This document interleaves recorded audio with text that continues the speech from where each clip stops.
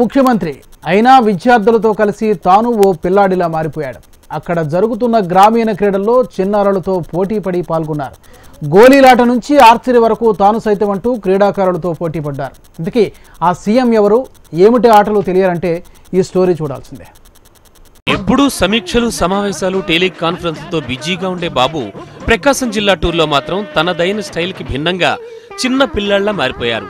రామాయపట్నంలో ఏర్పాటు చేసిన సంక్రాంతి స్టాల్స్ ను పరిశీలించిన సీఎం విద్యార్థులు, చిన్నారులతో కలిసి ఆడారు.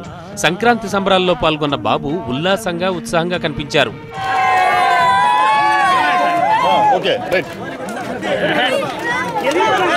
సంక్రాంతి సంబరాల్లో భాగంగా గ్రామీణ సంప్రదాయ క్రీడలను ప్రారంభించిన చంద్రబాబు తాను చిన్ననాటి విషయాలన్నీ గుర్తు చేసుకున్నారు.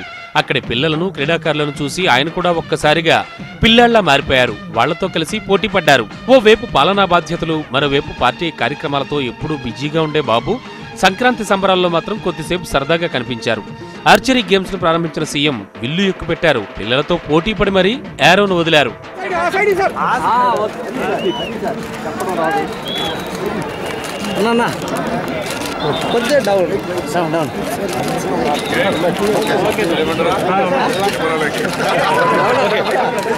చిన్నారులతో కలిసి పలు ఆటల్లో పాల్గొన్న బాబు వాళ్లలో ఉత్సాహాన్ని నింపారు.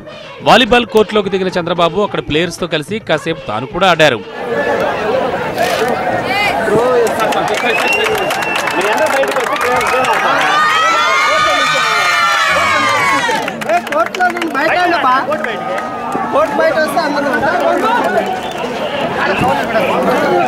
ఇక గ్రామీణ క్రీడలైన కర్రబిళ్ళ, గోళీలాటను సైతం బాబు వదల్లేదు. పిల్లలతో కలిసి సరదాగా గోళీలాట ఆడారు.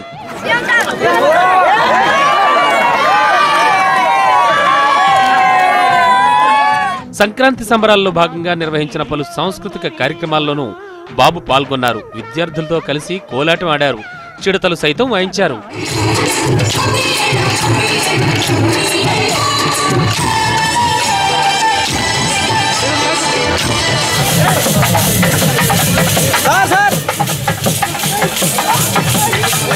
హరిదాసుల సందడి, గంగిరెడ్ల విన్యాసాలను ఆసక్తిగా తిలకించారు.